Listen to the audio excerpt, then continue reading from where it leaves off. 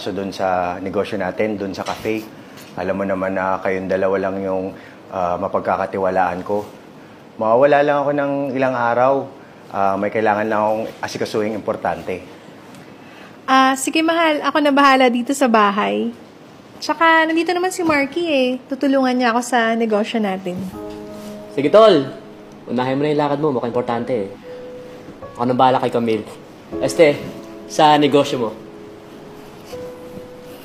Mahal, saan ka ba pupunta? Tsaka, bakit ayaw mong sabihin sa amin? Sino bang kasama mo? Basta, sorpresa ko na to sa inyo. Lalo na sa'yo, mahal.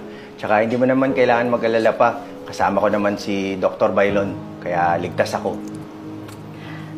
O di sige mahal, hintayin ko na yung pagbabalik mo. Mag-iingat ka doon kasi mamimiss kita. Sige, tol. Pag may tanong ako sa'yo tawag na lang ako about sa business mo. Huwag ka mag-alala. Kami nang bahala ni Camille. Magaling.